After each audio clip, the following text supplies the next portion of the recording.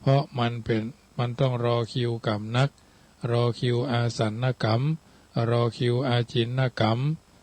มันรอฮื้อกรรมอื่นฮื้อผลฮื้อเต็มที่ก่อนแล้วตัวเองจึงจะฮื้อผลรอไปก็หมดกำลังแต่ถ้าหากกรรมอื่นมาฮื้อผลหมดแล้วกรรมประเภทนี้ก็ฮื้อผลได้สมมติว่าภัยคนหนึ่งทำกรรมดีไว้แล้วไปเกิดในสวรรค์แต่เขาทำกรรมชั่วไว้อย่างหนึ่งเช่นอาจจะหยอกล้อเพื่อนหยอกล้อแต่ว่าหยอกล้อโดยจงใจต้องการให้เพื่อนเสียหน้าว่าถ้าเขาไปเกิดในสวรรค์แล้วพอลงมาเกิดในมนุษย์กรรมดีของเขาหมดแล้วกรรมนี้ก็ทำให้เขาถูกหยอกล้อเพราะว่ามันมีกรรมอื่นจักให้ผลแล้วมันก็ถูกกรรมนี้ให้ผลหรือถูกกลั่นแกล้งนี่เป็นตัวอย่างเพราะกรรมนี้มันเบาเมื่อบ่มีกรรมอื่นให้ผลแล้วมันก็จะถึงวาระให้ผลของมันกรรมเลี้ยงคิวกันอยู่อย่างนี้เองและบัดลัดคิวกันบัดแย่งคิวคอร์รัปชันกับไผในเรื่องการให้ผลของกรรมนี้มีกรรมไหนจักบอกว่ารับไปด้วยนะข้าไม่เอาละความชั่วคนอื่นเขาก็บัดรับเพราะไผ่ทำก็เป็นของคนนั้นความบริสุทธิ์หรือบ่บริสุทธิ์เป็นของเฉพาะตนกฎข้อที่สองกรรมทายาทาเป็นผู้รับผลของกรรมกฎแห่งกรรมข้อนี้ก็คือไผ่ทำคนนั้นจะต้องได้รับไปเอี่ยวโอนคือคนนั้นคนนี้บางคนบอกว่าเนี่ยเขาใส่ความเฮานะเฮาไม่ได้ทำความผิดเลยแต่ว่ากรรมตามกฎแห่งกรรมแล้วเฮาเคยทำผิดไว้ชาติก่อนแน่อย่างนั้นคนบ่มาใส่ความเฮามันต้องมีแน่เหมือนของเฮาหายของเฮาเหมือนของเฮาหายถูกขโมยไปหรือเฮาถูกโกงเฮาต้องเคยลักของคนอื่นมาแล้วอนุโมทนาโยมแม่เรนูก้อนแก้วเนอะกำลังใจมาเช่นเดียวกันเนอะหรือโกงคนอื่นมาในชาติปางก่อนจึงมีคนมาลักของเฮาหรือโกงของเฮาในชาตินี้เพราะกรรมที่เฮาเคยสร้างไว้พ่อแม่ทิ้งทรัพย์สมบัติไว้ลูกหลานก็ได้ผลของทรัพย์สมบัตินั่นเป็นทายาทนะมรดกเฮาหว่านกรรมชนิดใดไว้เฮาก็ต้องเป็นทายาทเกี่ยวกับกรรมนั่นเฮาเป็นทายาทจะให้คนอื่นเป็นทายาทมาได้เฮาต้องเป็นทายาทคือผู้รับผลของกรรมนั่นบอกว่าจะหว่านพืชหรือกรรมชนิดไหนเฮาจะต้องได้รับกรรมชนิดนั้นเฮาต้องเป็นทายาทของกรรมกฎข้อที่สองนี้หันชัดๆเลยเฮาทำกรรมบอกว่าชนิดใดต้องได้รับกรรมชนิดนั้นเพราะเฮาเป็นทายาทของกรรมกฎข้อที่หนึ่งนั่นไผ่ทำคนนั่นเป็นเจ้าของแต่กฎข้อที่สองนี้ไผ่ทำคนนั่นเป็นผู้รับกรรมกฎข้อที่สามกรรมโยนิเป็นผู้มีกรรมเป็นกำเนิดก็หมายความว่าคนเฮาทุกคนเกิดมาด้วยกฎแห่งกรรมเสกสรรเฮามาเกิดเป็นมนุษย์เฮาเกิดมาเป็นคนไทยเกิดมาเป็นแม่หญิงเกิดมาเป็นพ่อชายเกิดมาอายุสั้นเกิดมาอายุยืนเกิดมายากจนเกิดมาร่ำรวยสวยไม่สวยโง่ฉลาดกรรมเป็นตัวกำหนดกรรมที่เป็นตัวกำหนดมีกำเนิดอย่างนี้ชื่อชนะกะกรรมแต่งเกิดแต่คำว่าเฮามีกรรมเป็นกำเนิดนั่นบ่ใช่ว่าแต่งเฮาเกิดมาเป็นมนุษย์แล้วเสร็จอย่างเดียวแต่หมายความว่าแม้แต่เฮามานั่งอยู่นี่ที่นี่ปัจจุบันนี้กรรมก็กำเนิดให้เฮามาแม้แต่เฮาท่านทั้งหลายได้ปะกันได้อู้กันอย่าจะมาอู้อยู่ที่เนี้ยก็เป็นกรรมกำเนิดต้องมานั่งอู้วันนี้และก็ทุกๆวันบ่อย่างนั่นบ่มาบ่ได้มันต้องมีตัวกรรมคือตัวกำหนดขึ้นมาบางคนก็มาด้วยอำนาจกรรมดีบางคนก็ดีพ่องบ่ดีพ่องเพราะมีกรรมเป็นกำเนิดคือเป็นตัวกำหนดกฎข้อที่สี่กรรมพันธุหรือกรรมพันธุเป็นผู้มีกรรมเป็นเผ่าพันธุ์ คือเฮามีกรรมเป็นพวกพ้องเฮามีกรรมเป็นพี่เป็นน้องเฮามีกรรมเป็นพี่น้องเดียวกันก็ดีถ้าเฮามีพี่น้องบ่ดีเฮาก็เดือดร้อนถ้าเฮามีกรรมดีเฮาก็เจริญมีกรรมบ่ดีเฮาก็เดือดร้อนและเฮาทำกรรมพันไหนไว้กรรมของเฮานั้นเป็นพันไหนถ้าเฮาทำพันดีไว้เฮาก็ได้รับกรรมดีพันดีถ้าเฮาทำพันดีบ่ดีไว้เฮาก็ได้รับพันบ่ดีอย่างเฮาปลูกเข้าพันใดไว้พันกอขอกะ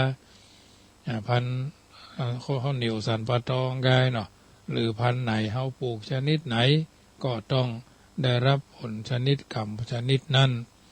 สมมุติว่าเฮาสร้างกรรมพันด่าเขาไว้เมื่อด่าเขาไว้นักเฮาก็ได้รับพันด่า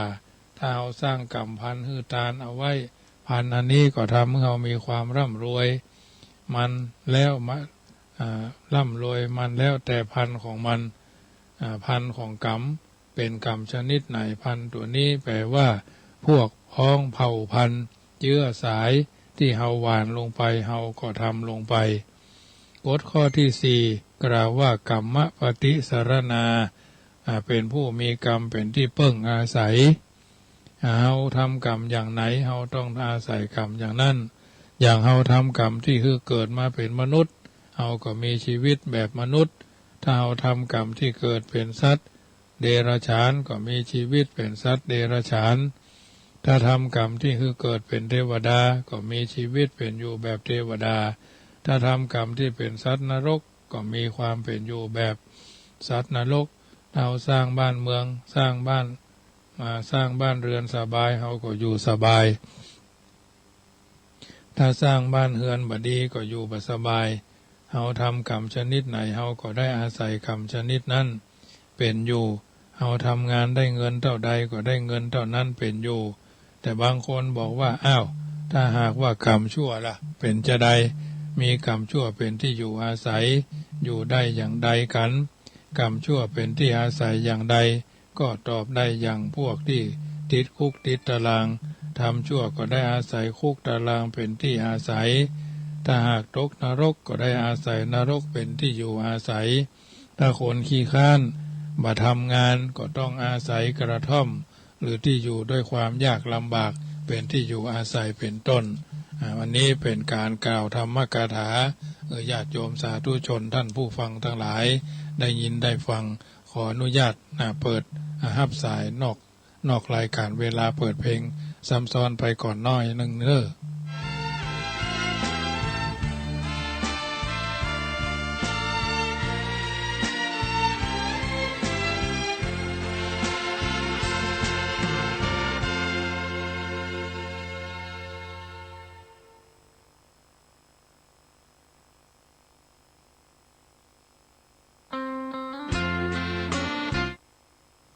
เอาละญาติโยมสาธุชนพอดีช่างเพิ่นโทรเข้ามาเนาะขอเมตตาเวลาแป๊บหนึ่งเรียบร้อยไปละนะ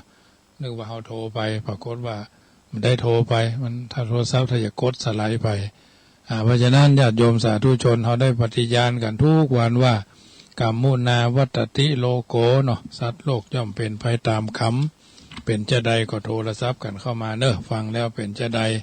เรามีกรรมเป็นผู้ให้ผลเรามีกรรมเป็นผู้ติดตามกรรมทายาโทเราเป็นผู้ได้รับผลของกรรมเป็นผู้มีกรรมเป็นกำเนิดเป็นผู้มีกรรมเป็นเผ่าพันธุ์เป็นผู้มีกรรมเป็นที่พึ่งอาศัยนี่เป็นกรรมตั้งตายแล้วเนี้ยเป็นกรรมที่เฮาท่านทั้งหลายก็คงจะเข้าใจกันเป็นส่วนใหญ่กึศจะได้ค่อยใจถึงแปลงใจตึงอันเรื่องกรรมเรื่องเวรนี่บ่ใช่เสียเขียนเสือหึ่งงัวกัวนะญาติโยมเป็นเรื่องที่มี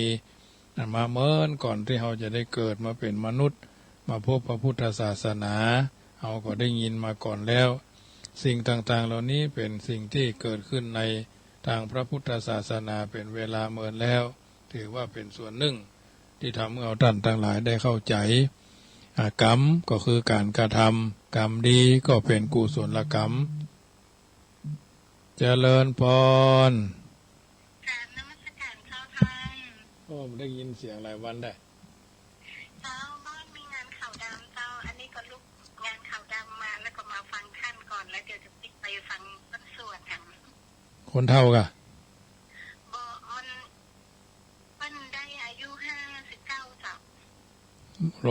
เป็นพยาธิเนาะ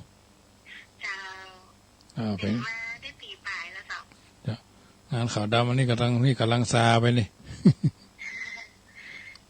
จะเป็นกำลังใจเนอะ ท่านเป็นนะเจ้า เจ้าเจริญพรเจ้า สาธุ เจ้า เจ้า พี่น้องบ้านร่องต้นขามมาได้ยินเมื่อหลายวันเนาะพี่น้องทางใดโทรกันเข้ามาเนอะ0861875325แม่คือดอยสะเก็ดเนาะแม่จันดีปาก้างสันทรายโยมแม่นี่หรอเทียนอันอย่างก็แถวสันกำแพงเนาะหลายคนหายไปหลายคนที่เพิ่นไปผ่าตาหายหรือยังก็มู้เนาะโยมแม่โยมแม่อันนี้ก็เนี่ยจำไม่ได้แล้วเนาะ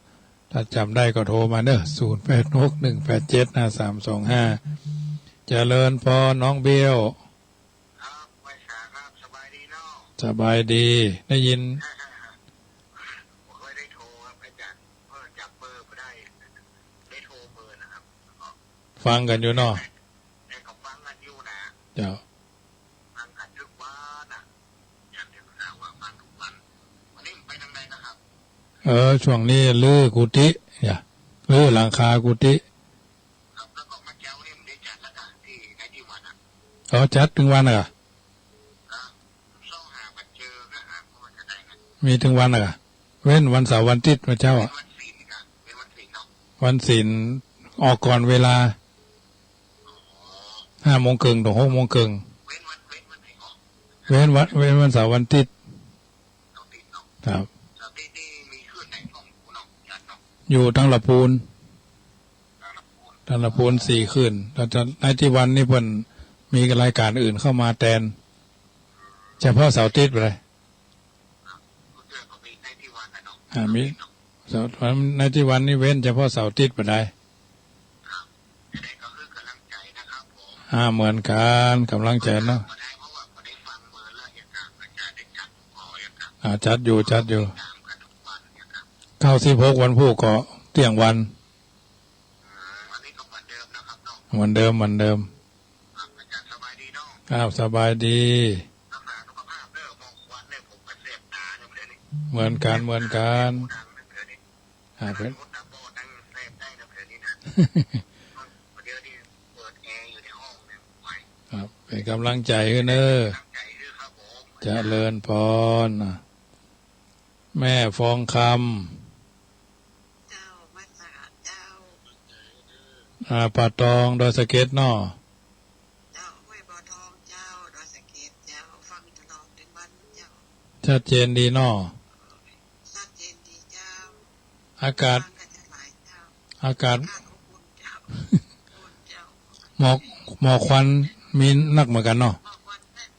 หนาเจ้าหมอกวันอยู่ในบ้านเจ้า จะเป็นกำลังใจให้เนอะ เจ้า เจริญพรเจ้า แม่จันดี เจ้าราชการน้ำผูกจะโอนเก็บตังไปเอินเหนือกูมา เจ้าได้เลย เจ้าได้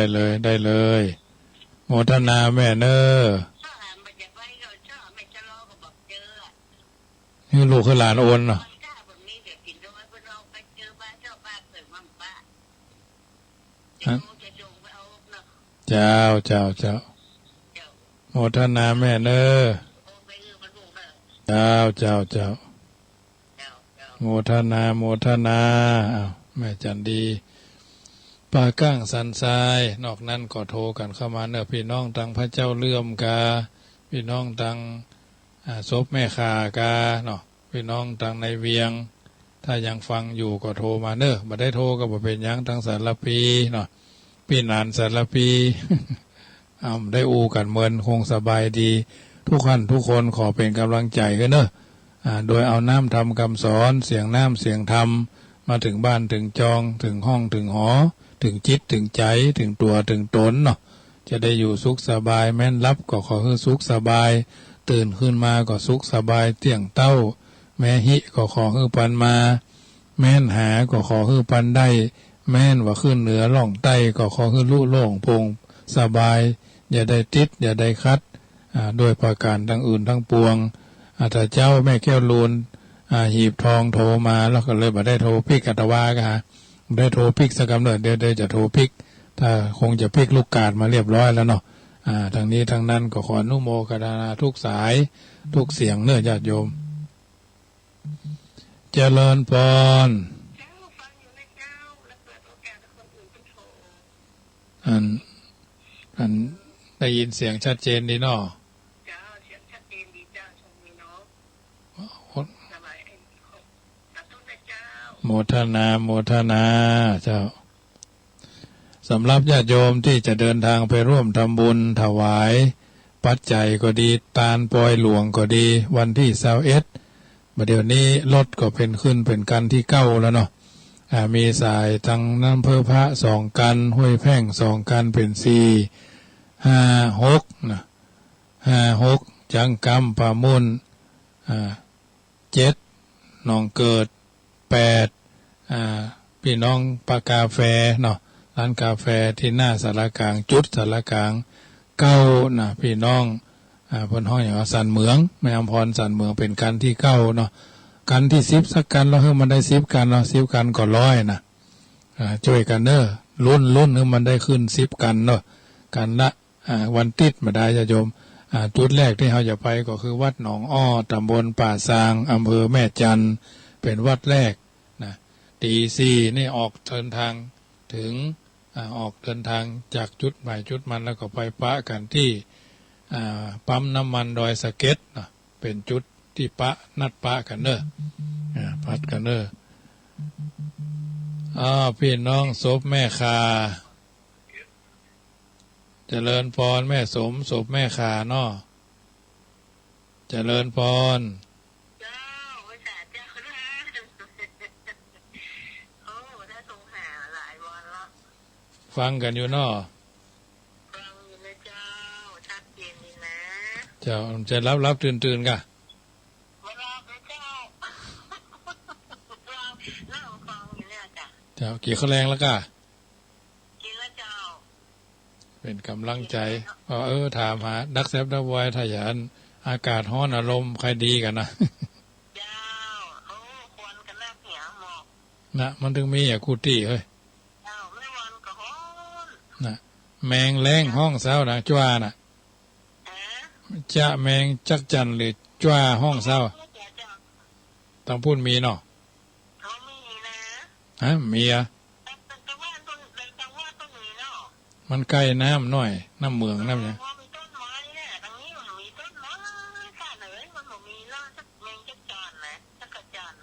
มันไปห้องกาดไปหมดเลยเจ้า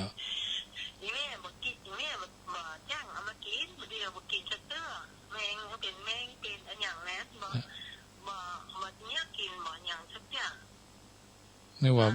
มันยากกินเจ้าเป็น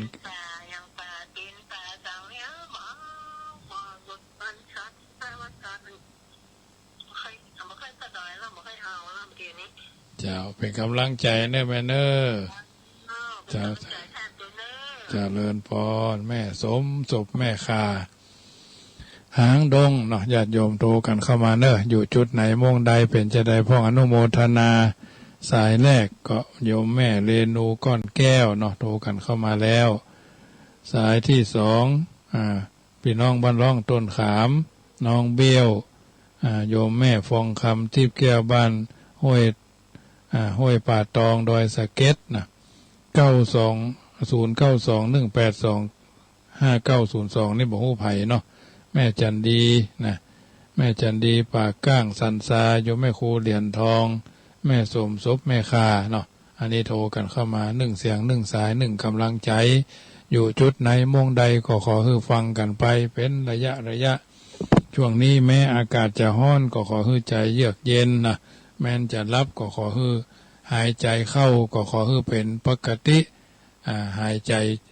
จได้ก็หายใจเป็นญาติโยมหายใจเป็นก็หมายความว่าหายใจแบบกรรมฐานหายใจเข้าก็ฮู้หายใจออกก็ฮู้100 หนพันหนเป็นปกติที่เราทำกันมาหายใจห้อว่าหายใจลมหายใจไปทางใดอันนี้เป็นห้อว่าหายใจแบบกรรมฐานหายใจได้กับหายใจเป็นนะบางทีบางครั้งเราลืมเมื่ออาหารใจ สิ่งนี้ก็เป็นเรื่องสำคัญมากๆสำหรับแต่ละคนเฮาท่านทั้งหลายบัดนี้เฮามีอายุเท่าใดอายุ1 ถึง 50เป็นอายุที่นับขึ้นเนาะ51 ถึง 51 ถึง 100เป็นอายุที่นับลงเฮาอยู่ช่วงไหนโบราณบัณฑิตท่านได้คิดเอาไว้ว่าอายุ50 ปีก็เหมือนบ่าย3 โมง60 ปีก็เหมือนบ่าย4 โมง70 ปีก็เหมือนบ่าย5 โมง80 ปีก็เหมือน6 โมง90 ปีก็เหมือนทุ่มปลายอันนี้เป็นช่วงที่เฮาท่านทั้งหลายได้ดำเนินชีวิตจะถึงจุดไหนโมงไหนเฮาก็บอกว่าแต่ขอให้ไปได้ตามลำดับอย่าให้มันติดหันคัดจะได้มีอุปทวะกังวลมาเกิ้งมาบังด้วยประการทั้งปวงรายการธรรมะเสียงธรรมก่อนรับตาก็เป็นส่วนหนึ่งขอเป็นกำลังใจให้ทุกคนที่ละมาได้ก็คือกำลังใจให้คนที่มีความท้อแท้มีความท้อถอยวิริเยนะทุกขมัจเจติคนจะล่วงทุกข์ได้ก็เพราะว่าความเพียรความคิดวิจารณญาณที่เฮากระทำบำเพ็ญก็คือแล้วเสียยังกรรมภาธนาวันนี้สมสมัยได้เวลาขอนำรายการจากท่านไปก่อนรัตนัตยานุภาเวนะรัตนัตยเตจสาพุทโธโยแค้วคาดธัมโมโยแค้วคาดสังโฆโยแค้วคาดอายุวันโนสุขังพระลังขอเจริญพร